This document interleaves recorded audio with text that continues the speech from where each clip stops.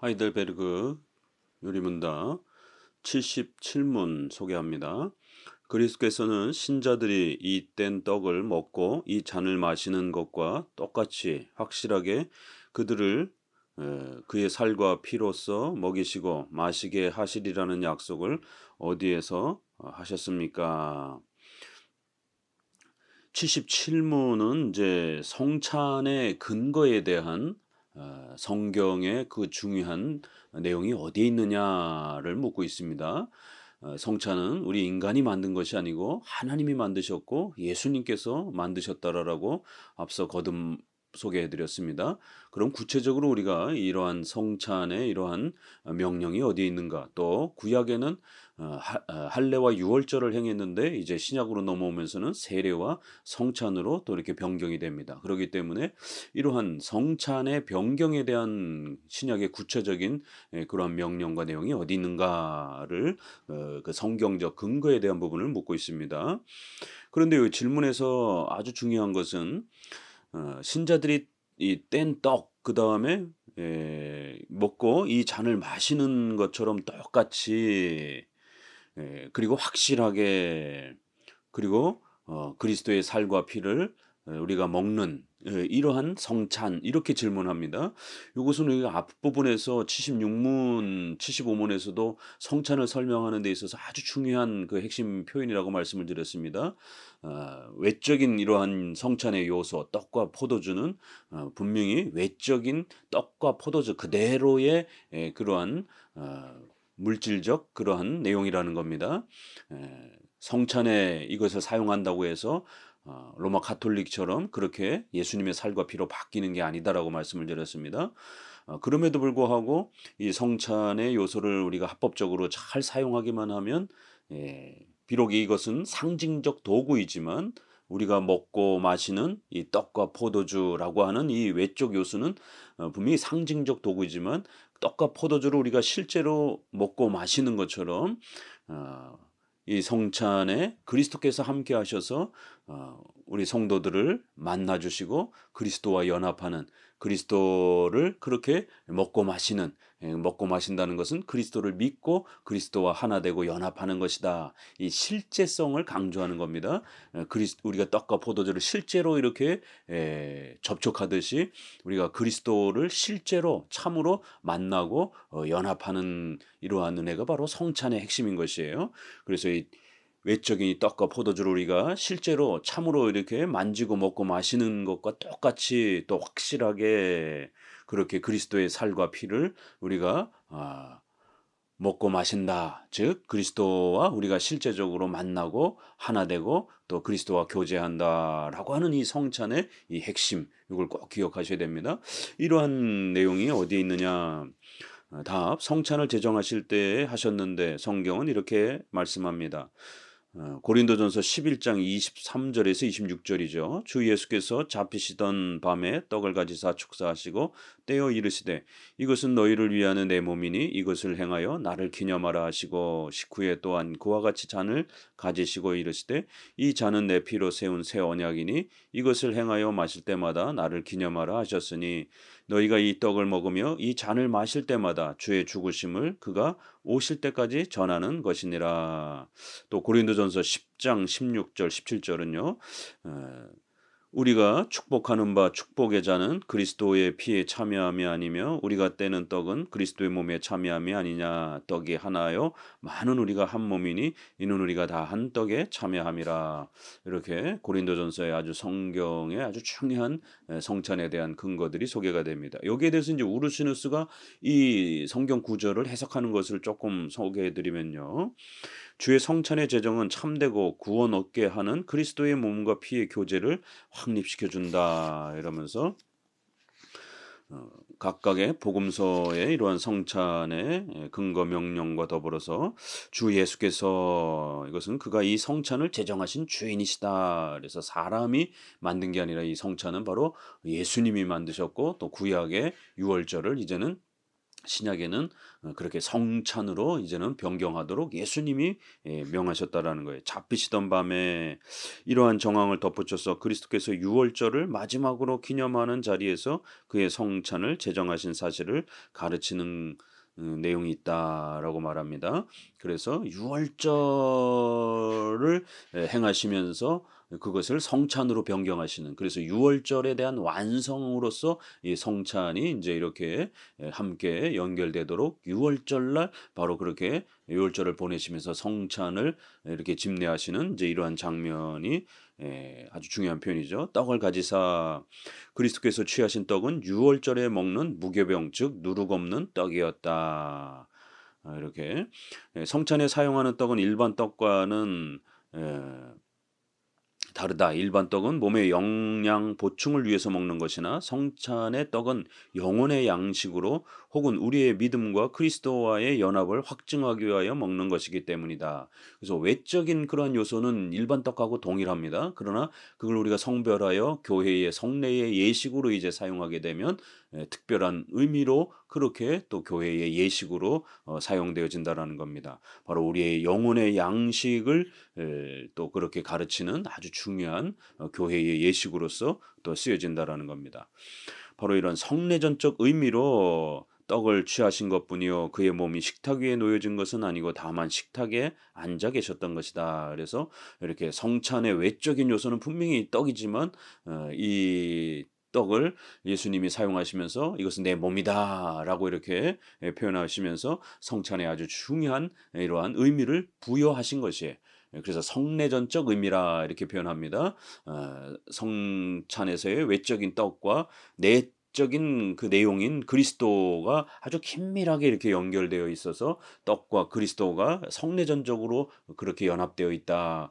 로마 가톨릭처럼 화채설 개념으로 바뀌는 건 아닐지라도 외적인 그러한 물질적 그러한 요소이지만 우리가 합법적으로 성경적으로 바르게 사용하기만 하면 그리스도를 만나는 이런 아주 놀라운 은혜의 수단으로서의 하나님이 사용하시는 그러한 신앙의 도구로서의 역할을 한다라는 거예요. 이거를 성례전적 그러한 의미다라고 이렇게 표현합니다.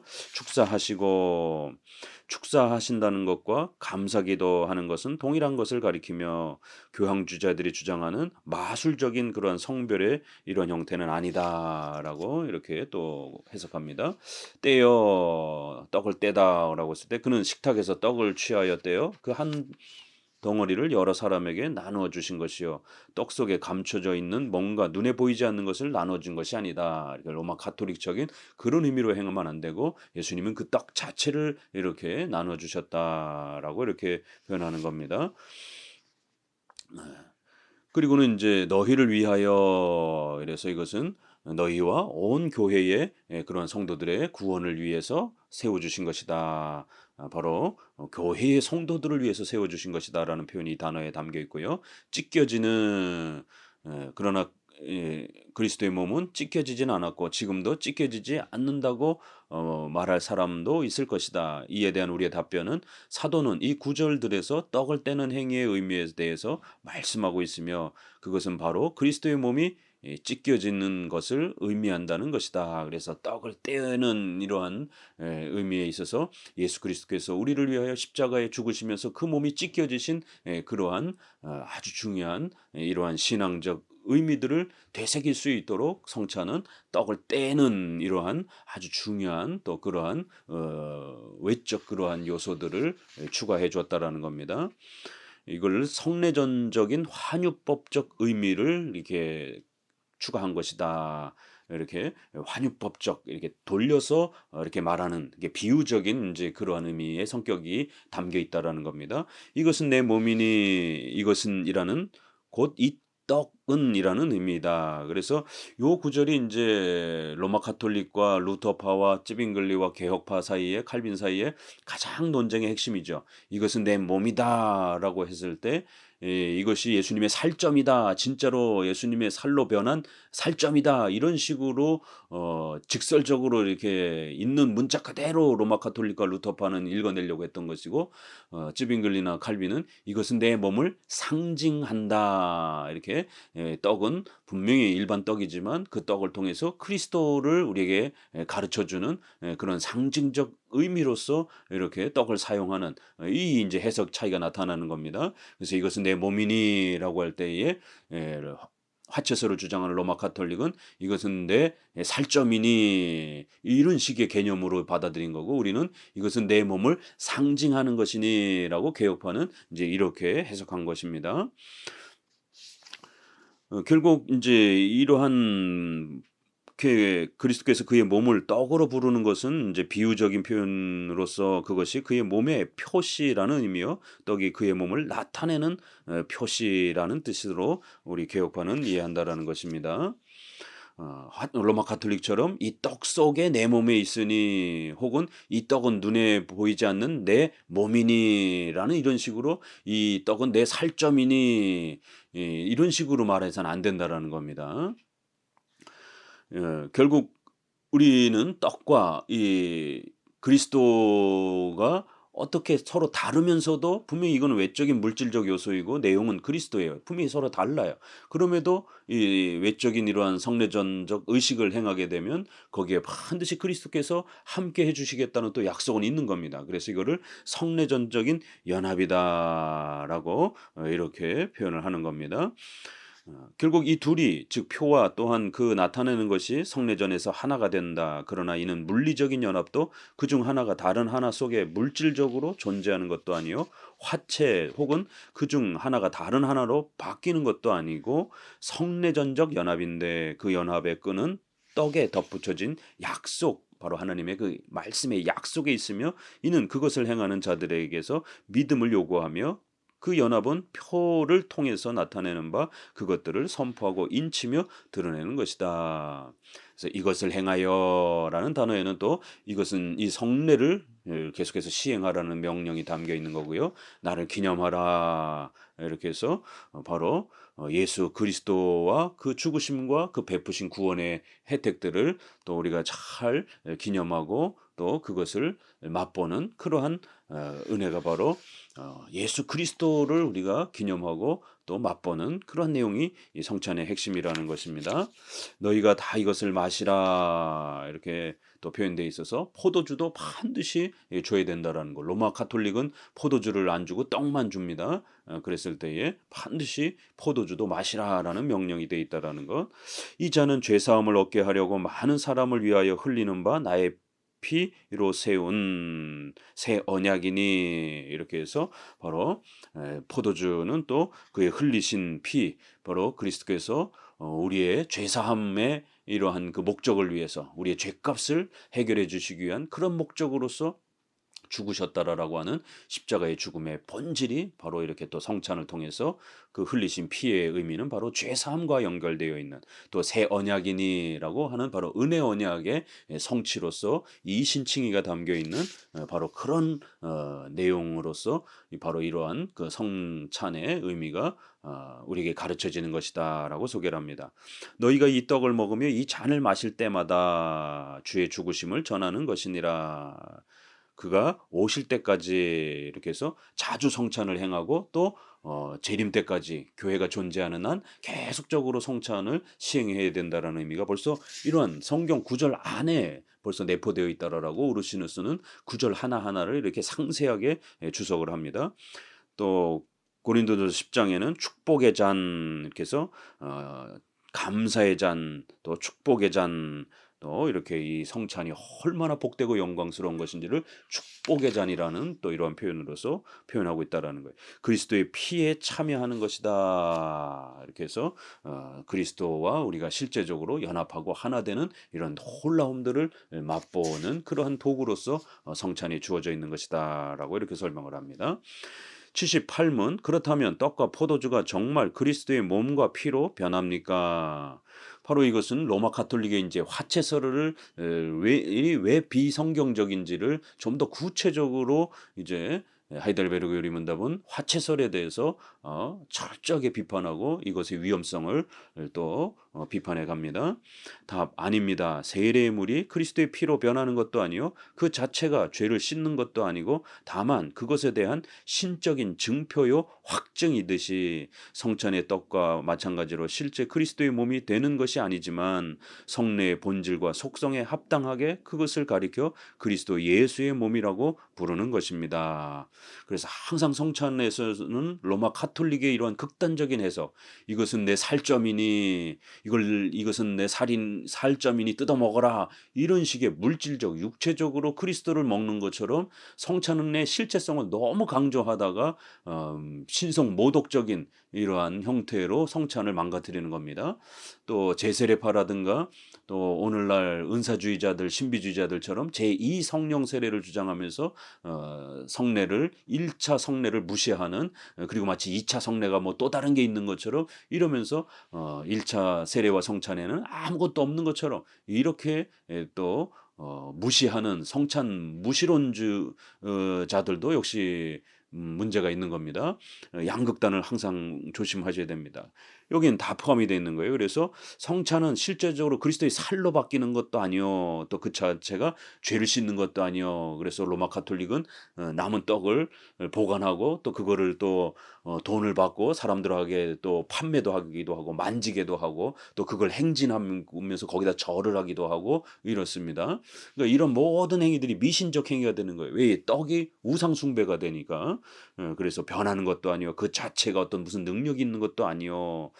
성찬에서의 이 떡과 포도주는 신적인 증표와 또 확증, 바로 약속의 표시다 라고 이렇게 말하고 있는 겁니다. 그래서 실제적으로 그리스도의 살과 피로 바뀌는 것처럼 이렇게 해석하면 안 된다라는 거예요. 그러나 그렇다고 해서 이 성찬에 아무것도 없는 것처럼, 그리스도의 임재가 없는 것처럼 또 그렇게 지나치게 상징적으로 또 이렇게 성찬 무시주의 형태로 끌고 가면 안 된다라는 거예요.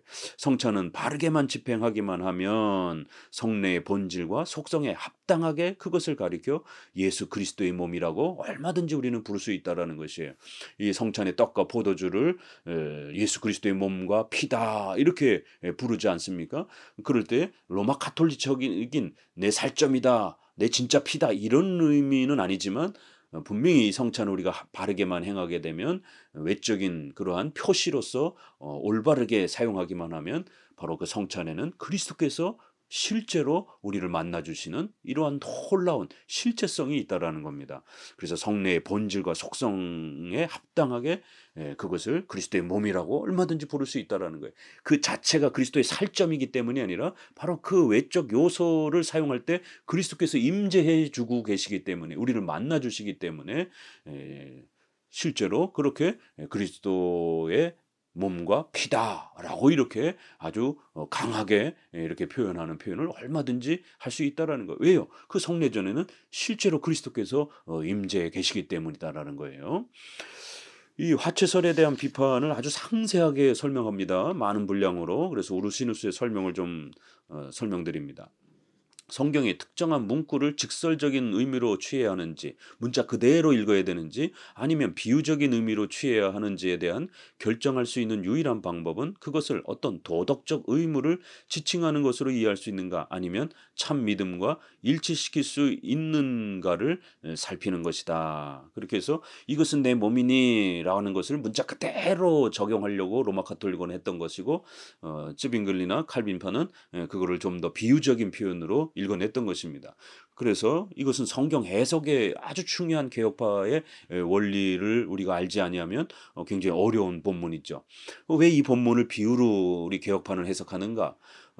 어떤 부분은 또 그러면 문자 그대로 해석하는가? 이런 부분에 있어서 우리가 조심해서 잘 접근해야 된다라는 거예요. 이것은 내 몸이니라는 부분은 비유적 해석이지만 나를 기념하라, 또 자주 시행해라, 예수님이 재림할 때까지 계속적으로 행해라, 이건 비유적 의미가 아니라 실제적 문자적 의미이기 때문에 자주 집행해야 되는 겁니다. 같은 성례식의 이 성찬의 의미 안에 한 부분은 비유적 의미고 한 부분은 문자 그대로의 의미로서 이렇게 되어 있는 겁니다.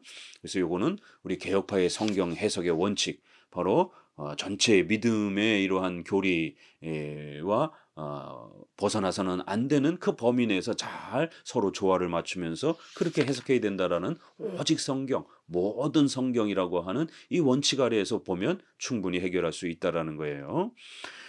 이것을 행하여 나를 기념하라는 그리스도의 말씀은 직설적인 어법으로 보아야 한다, 문자적인 어법으로 보아야 한다라고 이제 이렇게 로마 카톨릭은 주장하지만 그러나 우리 개혁파는 그것은 그리스도의 몸을 나타내는 모형이요, 표요, 성례다라고 이렇게 이제 해석하는 데서 차이가 발생된다라는 겁니다. 성찬 제정의 말씀과 관련된 논쟁에 관하여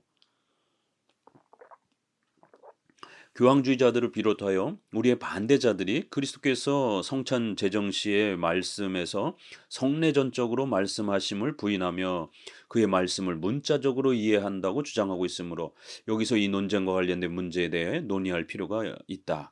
교황주의자들은 떡이 거룩하게 되어 그리스도의 몸으로 변화하거나 그 외형은 그대로 남아 있다고 한다. 그들은 이런 변화를 화체, 트랜스부스탄티에이션 이렇게 표현을 합니다. 트랜스, 수브스탄스 이렇게 삼일체의 본체, 본질할 때 수브스탄스 이런 표현을 우리가 영어 단어에서 쓰는데 그 본질 자체가 트랜스, 바뀌어 버린다라는 것이에요. 이걸 화체설이라고 말하고 루터파는 그렇게 직접적으로 바뀌는 건 좀 무리한 해석이니까 인성이 신성화되어 가지고 편재하면서 떡 속에 떡과 옆에 떡과 함께 공제 혹은 공존한다라고 그렇게 주장한다라는 거예요. 그래서 콘수스탄티에이션, 콘 함께한다라는 접두사를 이렇게 해서 공제설, 화체설 이렇게 주장하는데 이건 굉장히 매우 위험한 이러한 해석이다라는 것이에요. 외형은 그대로 있지만 떡의 본질, 떡의 DNA가 실제 예수님의 살로 바뀌었다 이렇게 주장하라는 것이에요. 자기들도 외형 자체가 예수님의 이 살점으로 바뀌는 건 아니니까 아무리 사제가 기도한다고 해서 예수님의 무슨 살점으로 바뀌진 않잖아요. 떡 그대로는 있는 거예요. 외형은. 그러니까 외형의 이러한 성질 형태가 바뀌는 게 아니라 본질이 바뀐다. 본체가 바뀐다. 그래서 화체설 이렇게 주장을 하는 겁니다. 우리는 이 말씀을 성례전적인 의미로 이해한다. 즉 떡이 그리스도의 몸을 나타내는 표시이기 때문에 그 떡을 가리켜 그리스도의 몸이라고 부르며 잔이 혹은 그 잔 속의 포도주가 그리스도의 피를 나타내는 표시이기 때문에 그것을 가리켜 그리스도의 피라 부르는 것을 이제 우리 개혁파의 이러한 입장인 것입니다. 이렇게 내 몸을 나타내는 표시이며 또한 너희가 나와 연합되었음을 확증하는 확실한 인치민이 누구든지 믿고 이 떡을 먹는 자마다 어떠한 특정한 의미에서 진실로 내 몸을 먹는 것이다 라고 이렇게 우리는 의미한다라는 거예요. 그러므로 그 나타내지는 것의 명칭이 성례전적인 그런 환유법에 의하여 표시에게로 돌려지는 것인데 그래서 떡을 예수님의 몸처럼 이렇게 환유 돌려서 말할 수도 있다라는 거예요. 예수님이 그렇게 이 떡과 포도주를 사용하셔서 자신의 임재를 우리에게 가르치기 때문에 그렇다라는 거예요. 이는 표와 또한 나타내는 그것 사이에 유비 때문이기도 하다. 그렇게 떡과 예수님 그러한 그 유비의 관계 비슷한 그러한 모습 떡과 포도주가 우리의 양식이 되는 것처럼 예수님이 우리와 연합하여 우리의 영혼의 생명이 되고 양식이 되는 것처럼 둘 다 생명이라고 하는 생명을 보존하고 한다는 떡은 육체의 생명을 보존하는 거고 그리스도는 우리의 영혼의 생명을 보존하는 이러한 비유 유비 유사성의 이러한 성질 때문이기도 하다라는 거예요. 또한 정당하게 시행할 경우 표와 나타내는 그것이 서로 연관되기 때문이기도 하다. 그렇기 때문에 성경 말씀을 문자적인 의미에서 벗어나 신적 진리의 어떤 구체적인 부분의 의미대로 보아야 할 필요성이 있을 때마다 그 성경의 참된 의미는 보통 다음 세 가지 법칙의 도움을 받아서 결정하면 된다라는 거예요. 첫 번째는 믿음의 법칙과 이렇게 일치하지 않는 해석은 조심해야 된다라는 거예요. 믿음의 신앙의 핵심 규범 7대 교리라고 하는 우리 핵심 교리가 있는데 이러한 우리 핵심 믿음의 교리에 벗어나는 형태로 해석하게 되면 신론이 망가지게 되고 또 구원론이 망가지게 되고 이런 형태로 성찬을 해석하면 안 된다라는 거예요. 이거를 통상 신앙 유비의 법칙이다라고 이렇게 표현합니다. 두 번째는 성경의 참된 의미에 대해 논란이 있을 때 그 말씀을 통해서 전달하고자 하는 의미가 그 주제의 본질과 일치하는지를 잘 확인해야 된다라는 거예요. 이것도 신앙 유비의 법칙을 설명하는 그런 보충적 설명입니다. 그 의미가 핵심 그 교리와 잘 이렇게 매치가 되는지들을 봐야 된다는 거예요. 그리고 세 번째로는 마지막으로 동일한 것을 분명하게 가르치거나 혹은 동일한 교리를 가르친다는 것이 입증되는 성경의 다른 병행 구절들을 살펴보면 된다. 그걸 성경 유비의 원칙, 다른 비슷한 구절들, 유비, 같은 종류의 성경 구절들을 모아가지고 비교해보면 된다라는 거예요. 신앙 유비, 신앙의 핵심 교리를 서로 동일하게 같은 종류끼리 이렇게 가르치고 있는 내용을 서로 이렇게 조화시켜 보면 된다라는 거예요. 그럼 얼마든지 우리가 성찬도 해결할 수 있다라는 겁니다. 자, 그러면 이제 작은 1번에 말씀과 또한 성찬 제정과 관련된 정황들의 근거한 이제 몇 가지 내용들을 보면 첫째, 그리스도의 인성은 처음 성찬을 행하실 때 식탁 옆에 적절한 자리에 앉아 계셨다. 그리고 지금은 하늘에 계시다. 그러므로 그때나 지금이나 그의 인성이 떡 속에 물질적으로 동시에 계신 것도 아니고 떡을 대신하여 계신 것도 아니다. 예수님이 성찬을 하실 때도 예수님이 살점을 뚝 띄어가지고 이렇게 준 게 아니라 떡을 준 겁니다. 그렇기 때문에 지금의 성찬에서도 역시 떡을 주는 거예요. 그렇기 때문에 이런 부분을 우리가 조심해서 해석하면 된다라는 겁니다. 2번, 그리스도는 첫 성찬 시에 자신의 몸을 취하여 손에 드시고 떼신 것이 아니고 자신의 몸을 취하여 그렇게 주신 게 아니고 떡을 그렇게 하셨다. 3번, 그리스도의 몸은 동정녀에게 나셨다. 그러나 떡은 밀가루로 만든 것이다. 그러므로 그것은 진정 그리스도의 몸이 아니다. 이런 차이를 우리가 분명히 구별할 수 있는 겁니다. 4번, 그리스도께서는 눈에 보이는 떡을 떼시면서 그것에 대하여 이것은 내 몸이다 라고 이렇게 말씀하셨습니다. 그래서 이것은 내 살점이다 이렇게 말씀하지 않았다라는 겁니다. 5번, 우리가 성찬에서 먹는 그리스도의 몸이 죽음에 넘겨주셨고 또한 우리를 위하여 십자가에 달리셨다. 예수님이 십자가에 달리신 것이지 그 떡이 십자가에 달린 건 아닙니다. 그런 차이를 우리가 구별하면 떡과 그리스도의 차이를 우리가 읽어낼 수 있다라는 거예요.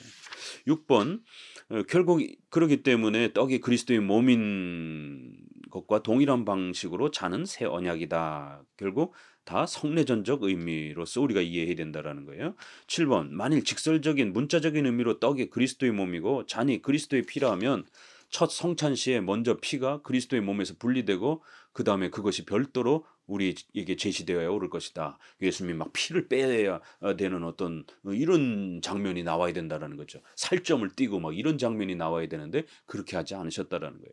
8번, 그리스도께서 친히 먹고 마신 것은 그의 몸과 피가 아니었다. 떡을 잡수신 것이지 자기 살점을 띄어서 잡수신 게 아니다라는 거예요.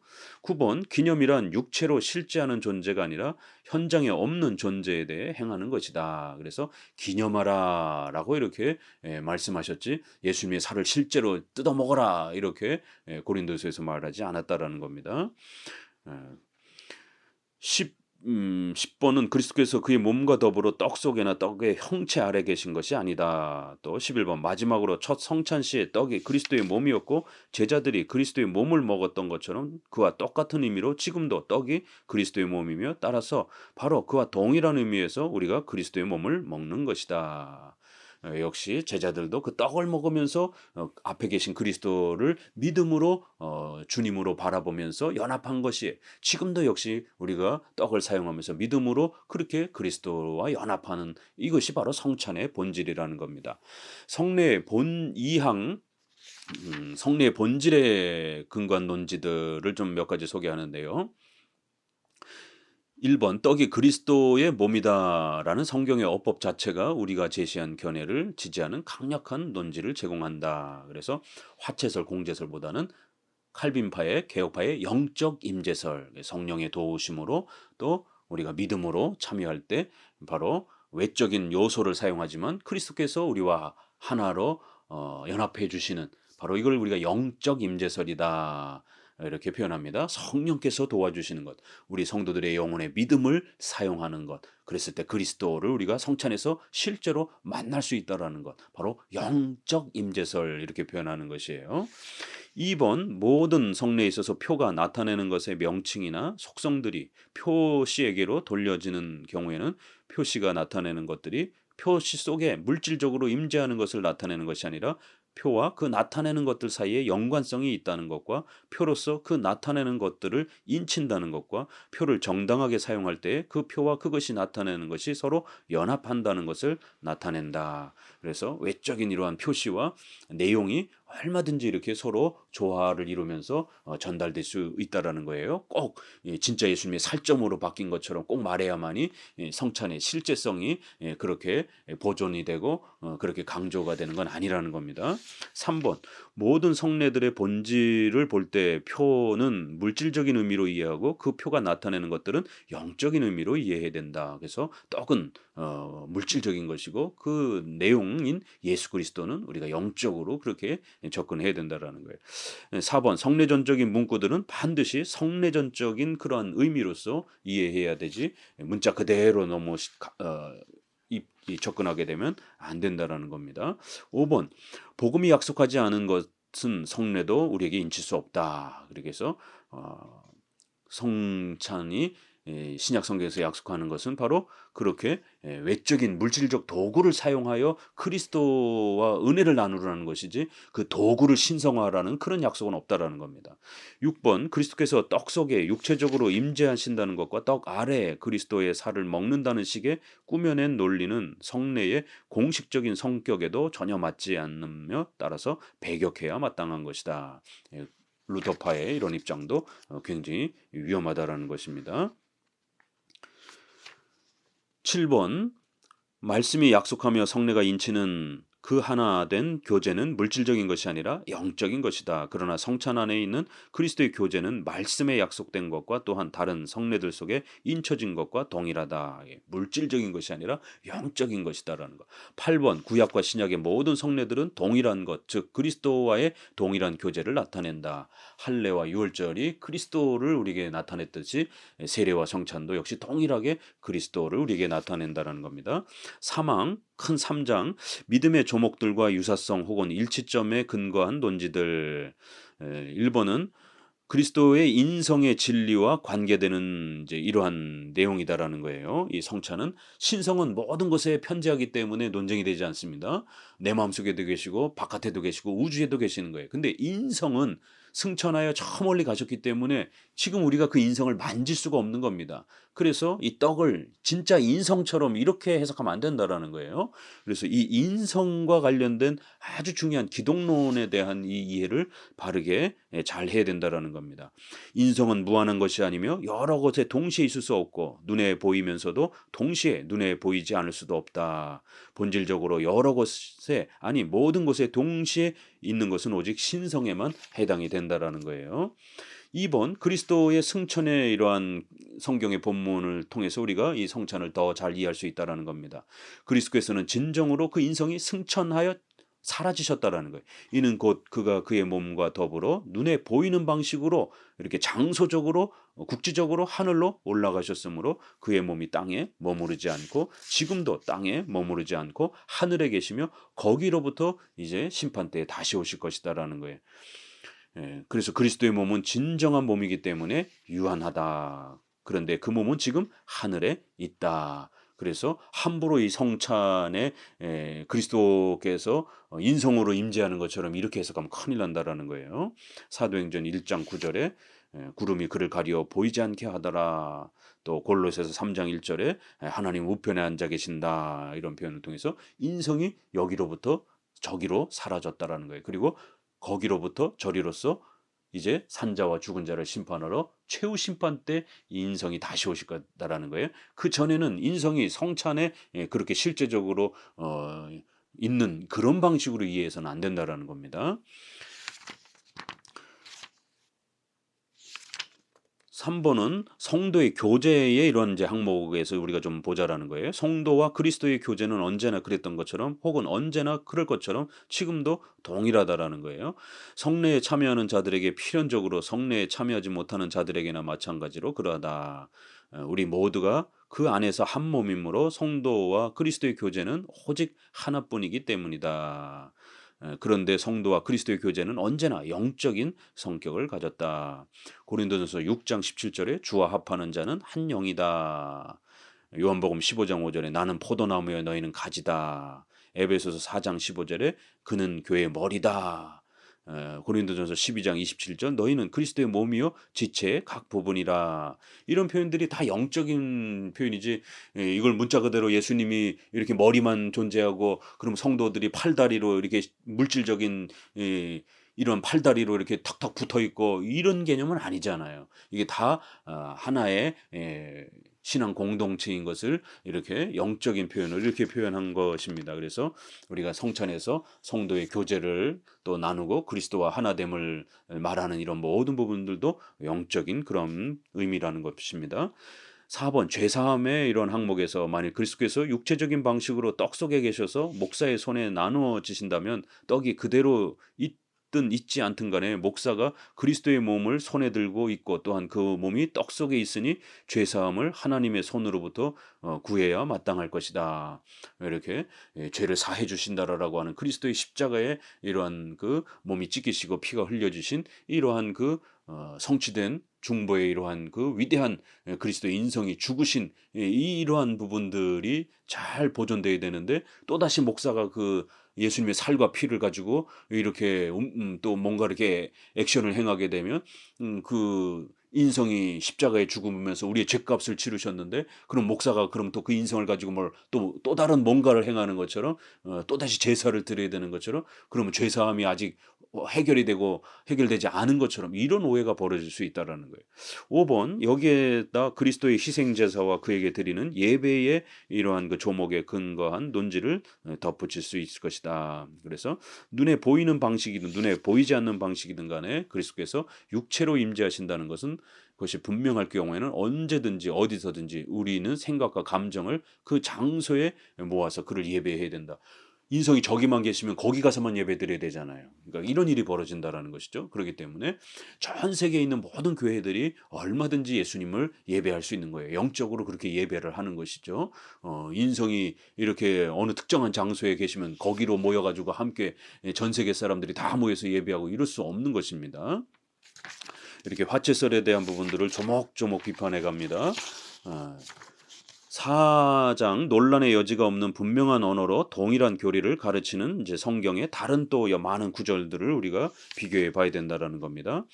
창세기 17장 10절에 이것이 나와 너희와 너희 후손 사이에 지킬 내 언약이다. 이렇게 해서 이것 할례라고 하는 이것도 역시 예수님이 그렇게 실제로 이것이라고 했을 때 내 언약이다라고 했을 때 예수님이 그 할례로 바뀌는 게 아니잖아요. 그런 것처럼 이것은 새 언약이다, 언약의 피다 이렇게 말씀하신 거나 이것은 할례는 내 언약이다 똑같은 표현인데 이것을 우리가 문자적으로 그렇게 예수님의 살점이다 이렇게 할례를 이해할 수 없는 것처럼 이런 부분들을 비교해 보면 된다라는 거예요. 출애굽기 31장의 16절 영원한 언약 이런 표현, 또 할례를 언약의 증표라고 이렇게 표시라고 이렇게 사용한 것들도 우리가 얼마든지 비슷하게 표현하는 여러 구절들이라는 것입니다. 요한복음 6장의 이러한 또 표현도 역시 여기에 그리스도를 영적으로 이렇게 먹는 방식으로 너희가 내 몸과 피를 마시지 아니하면 나의 사람이 되지 않는다. 이러니까 이제 이걸 잘못 이해한 사람들은 우리가 예수님의 살점을 뜯어 먹어야 됩니까? 이렇게 접근을 하는 것이 아주 전형적인 로마 카톨릭의 화채 개념으로 백성들이 유대인들이 이해를 한 거죠. 그럴 때 예수님은 살점을 뜯어 먹어라 이런 뜻이 아니라 나를 믿어라 이런 의미로 말씀을 하신 것입니다. 요한복음 6장 자체 내에서 나를 믿는 것이다. 이렇게 표현하고 있습니다. 6장 59절 60절에서 그리스도의 살을 먹고 그의 피를 마시는 것이 곧 그리스도를 믿고 그 안에 거하며 또한 그가 우리 안에 거하시게 하라는 것이 아주 분명하게 드러난다라는 거예요.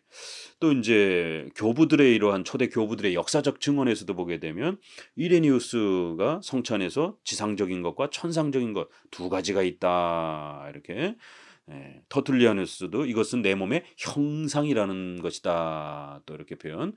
키프리아누스도 이렇게 거룩한 떡을 참된 믿음으로 떼며 나누는 것이요. 이런 표현. 또 니케아 325년 니케아 공의회의 이 성찬과 관련된 법령도 정해줬는데 여기에 또 주의 만찬이 있으니 우리 앞에 놓인 떡과 포도주에 유치하게 집착하지 말고 물질적인 그런 형태로 접근하지 말고 믿음으로 우리의 생각을 하늘로 높이 들러 올려서 세상 죄를 지시는 하나님의 어린 양이 사제들에 의해 죽임 당하는 일이 없으면서 자기 자신을 제물로 드리신 그분께서 그 거룩한 식탁 위에 자리하고 계시다는 것을 생각할 것이요.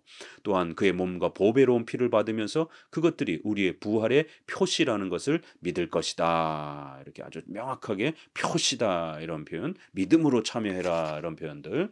또 어거스틴의 이런 표현에도 우리 주님은 그의 몸에 표시를 주시면서 주저함 없이 이것은 내 몸이다라고 이렇게 말씀하셨다라는 거예요.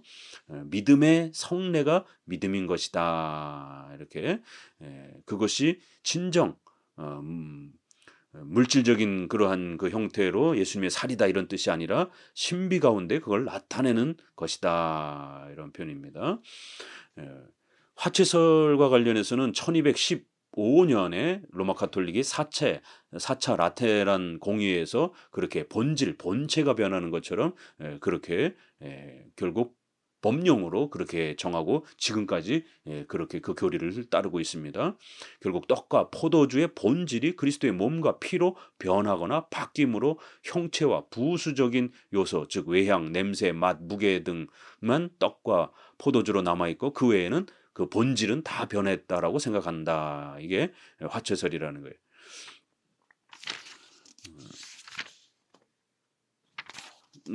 공제설과 관련해서는 이것이 과거에 그 중세 시대에도 이렇게 있었는데 공제설과 성찬에 대해서 이렇게 공제설과 화채설이 두 개가 이렇게 옥신각신하다가 1215년 라테란 공의회에서 화채설로 확정이 된 거예요. 그리고 루터는 뒤늦게 이 중세 시대에 있었던 그러한 의견 중에 하나였던 공제설을 다시 또 이렇게 끄집어다가 그렇게 그걸로 해석을 한 겁니다.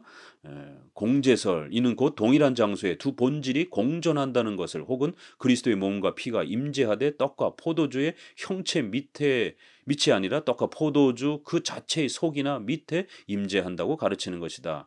이 사람들은 표의 본질이 바뀌는 것이 아니라 그것들이 함께 공존한다는 것이다. 곧 떡과 포도주가 그대로 남아있으나 그리스도의 몸과 피가 본질적으로 떡과 포도주와 함께 그 속에 그 밑에 임재하여 있어서 입으로 먹고 마시는 바 된다는 것이다. 결국 약간 다르지만 결국 인성을 먹는 방식은 결국 동일한 그런 형태가 되기 때문에 이것은 굉장히 위험한 그러한 해석이라는 것을 다시 한번 비판합니다. 결국 우리는 공제론자들의 주장에 반대하여 첫 성찬 시에 그리스도의 몸이 떡 속에 감춰져 있던 것이 아니고 예수님이 이것은 내 몸이다라고 할 때 이것 이 떡 속에 떡 옆에 내 몸이 감춰져 있다 이렇게 말씀하시지 않으셨다라는 거예요. 그냥 이것은 내 몸이다라고 이렇게 말씀하신 것입니다. 식탁에 앉아 있으시면서 지금 떡 속에 감춰져 있던 것이 아니고 예수님은 여전히 식탁에 앉아 있었으며 또 지금은 하늘에 그 인성이 계시고 후에 산자와 죽은 자를 심판하러 오실 때까지 거기 그대로 그렇게 인성이 계시는 것입니다. 그래서 함부로 성찬에서 인성을 직접 먹는 것처럼 이렇게 성찬을 해석해서는 안 된다라는 것입니다. 그래서 화채설, 공제설 둘 다 비판하면서 영적 임재설이 우리 개혁파의 가장 성경적인 훌륭한 성찬의 해석임을 우르시누스는 78문 해석을 통해서 아주 상세하게 소개하고 있습니다. 감사합니다.